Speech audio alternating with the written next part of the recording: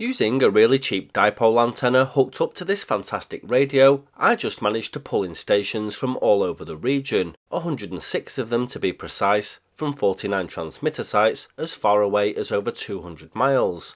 I spent 20 minutes or so doing a band scan, went home and collated my results, and then went out and did a second to clear up any misidentified stations or listen again to identify some I couldn't previously. Stay tuned towards the end for the final map of stations and the log. It's seriously impressive.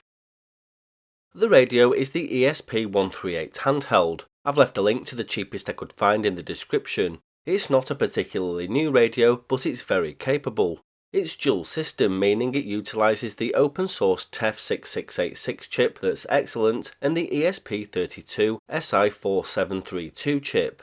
As I say every time I do a product review, I get them with a purpose in mind, and I like to show you some way in which you can use it, rather than go through every button and menu option. Instruction manuals do that so much better than I can. So it has the two selectable modes. In SI4732 mode, the receive coverage is as follows: long wave from 153 to 500 kHz, medium wave from 520 to 1710 kHz, short wave from 1730 kHz to 30 MHz with SSB mode, airband which actually spans 50 to 200 MHz with full AM coverage from 118 to 138 MHz. This band also covers the FM broadcast band.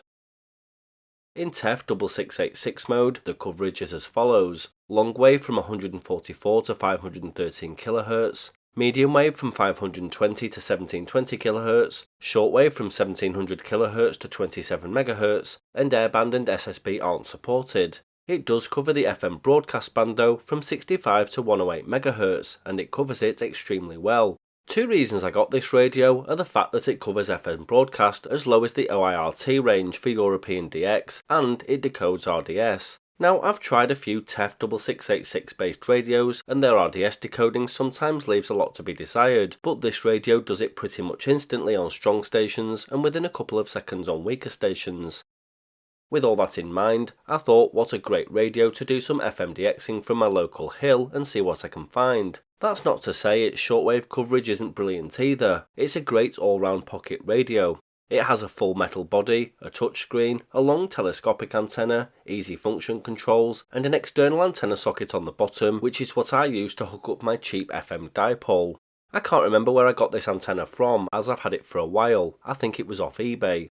What I've done is lashed it to a tatty old fiberglass roach pole, which actually does okay until I get hold of something better. The pole is fixed into a drive-on mast mount. I've got some Mini 8 coax coming down into the car with this connector adapter on the end that goes straight into the radio. What this does is disconnect the radio's telescopic whip and enables it to utilise the dipole. I actually did two scans as I explained earlier from the exact same spot on Werneth-Low in Hyde. You can actually see some local transmitter sites from up here too, but the distant Irish transmitters I picked up you most certainly can't. Let's do some scanning and I'll explain my log a bit further on in the video. Some stations are quite unremarkable as they're local, but there was plenty of surprises along the way. I'll show you some of the transmitter sites I've been to as we go too for a bit of added detail. What's interesting is that some of the distant stations seem to be coming in without the aid of any obvious tropospheric ducting or sporadic E. So, as I said, some of these loggings are pretty unremarkable, but I'll talk you through my band scan and pick out some highlights. The first was on 87.8. This is RTE Radio 1 from Ireland.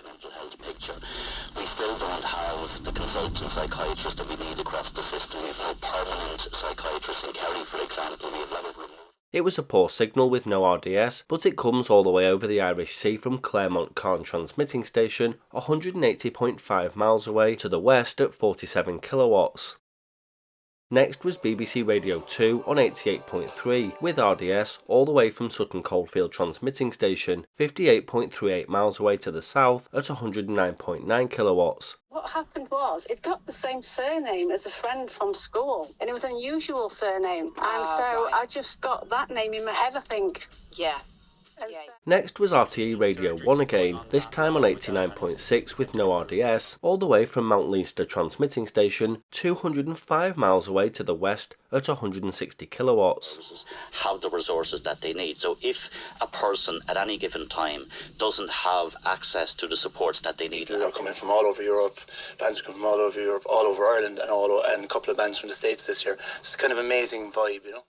BBC Radio 2 on 90.2 was coming in nicely from Pendle Forest, not too far away but a first in the log from here, 29.58 miles away to the northwest at 1 kilowatt.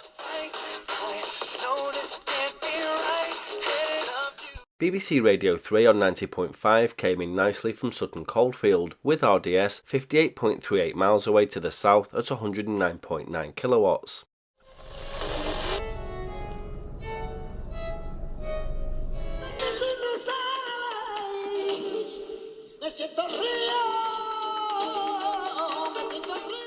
Another first-time logging, which a process of elimination identified as Darwin, surprised me. It was BBC Radio 3 on 91.7, 24.3 miles away to the northwest at just 10 watts. There's some terrain in the way, but there's just nothing else it could be.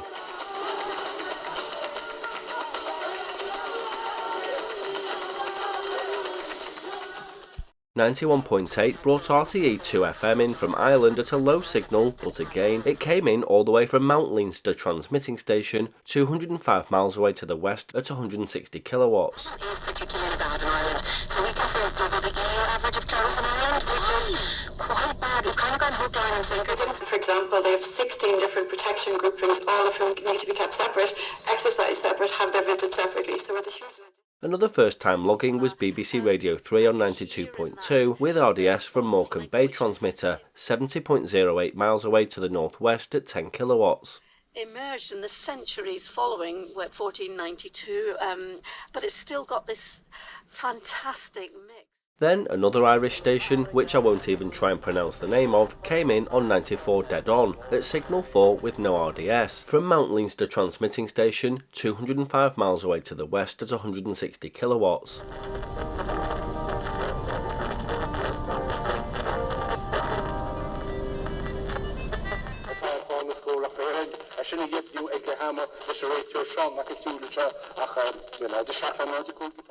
BBC Radio Cymru came in nicely on 94.2 from Llanthony transmitting station out to the west in Wales, 86.3 miles away, with RDS at 21 kilowatts. No, it isn't.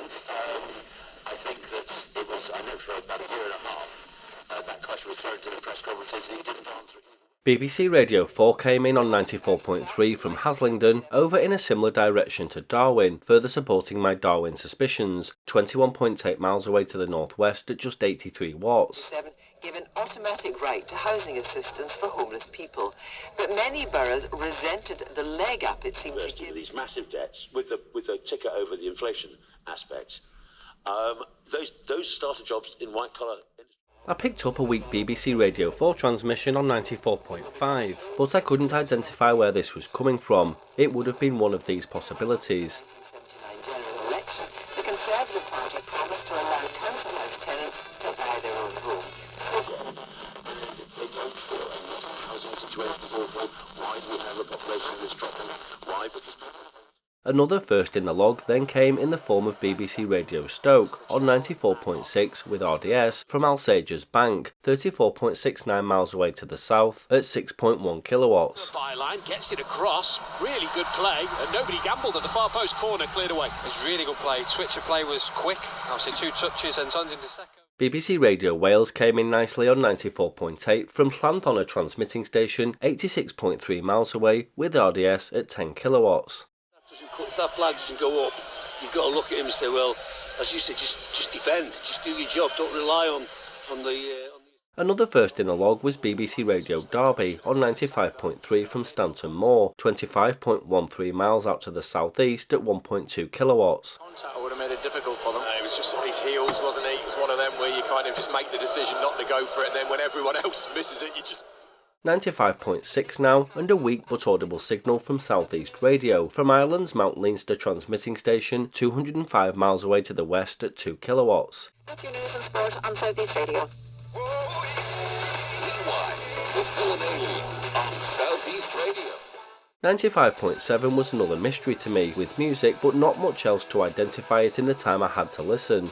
It could be any one of these stations.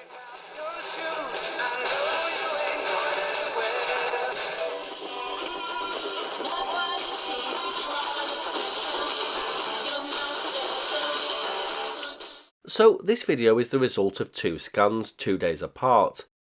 This is the original paper log I made up on the hill, and when I got home I typed it up and did my identifications and so on. This is quite a painstaking process, but it's a lot of fun if you're a nerd like me. With the original scan collated, I highlighted stations that I either couldn't identify, ones whose distance seemed too good to be true, and signals from locations I'd not received before and so required an additional check.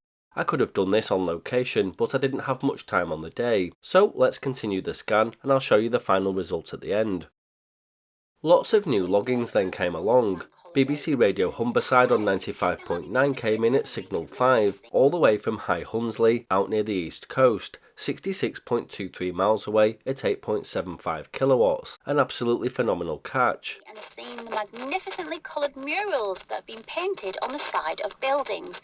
Well, thanks to East Riding of Yorkshire Council. No longer there anymore among them. They're going to finish. BBC Radio Shropshire on 96 dead on was also a first for me, with a strong signal and RDS all the way from the Wrekin in the south, 56.69 miles away at 4.8 kilowatts.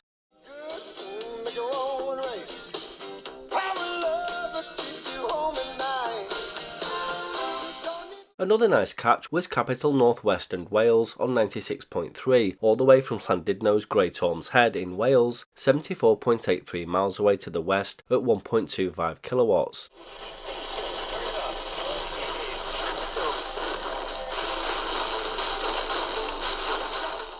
I also logged Cross Rhythms City Radio on 96.6 down at Hanchurch Duke Lodge in the south, 33.86 miles away at just 25 watts.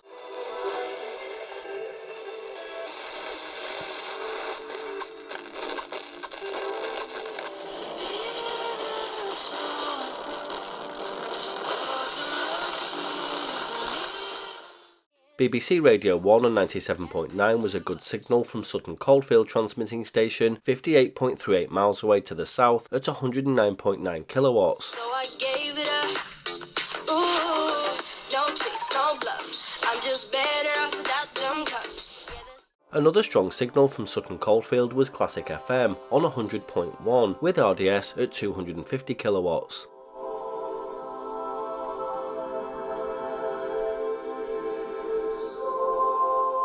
Sutton Coldfield came in again with Heart West Midlands on 100.7 at 11 kilowatts.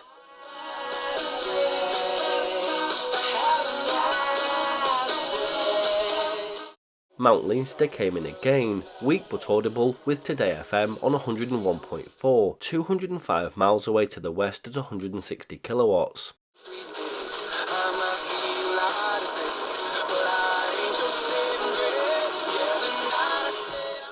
Classic FM on 101.8 was a reasonable signal all the way from Morecambe Bay transmitter, 70.08 miles to the northwest at 6.4 kilowatts.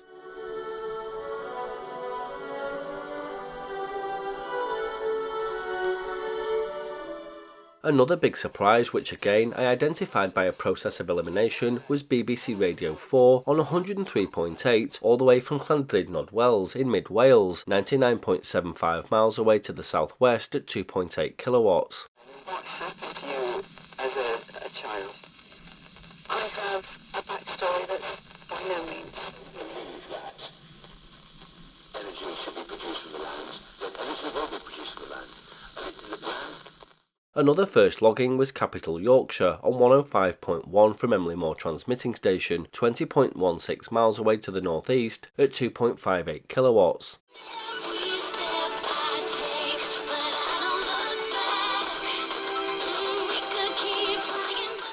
Another surprise catch, which I identified again by a process of elimination, was Greatest Hits Radio on 107.1, all the way from Silatin, 57.82 miles away to the southwest at just 100 watts.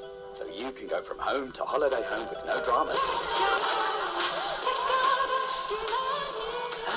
And finally, 107.9, and another first logging for me, was The Cat, coming in from Crewe, 29.12 miles to the southwest at just 100 watts.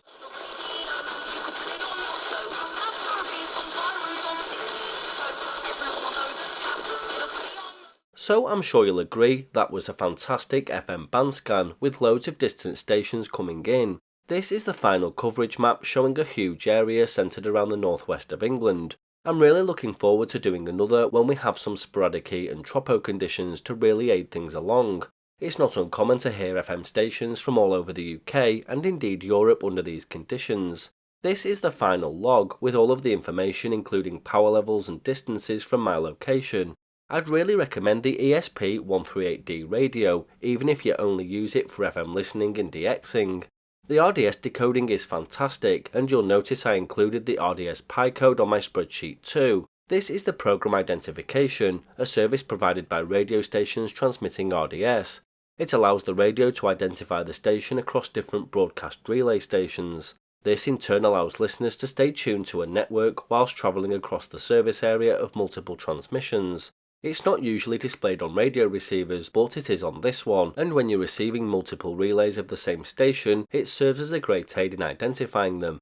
So that's my FM band scan efforts with the ESP138D radio, a fantastic piece of kit, and if you want to get hold of one, I'll leave a link in the description below.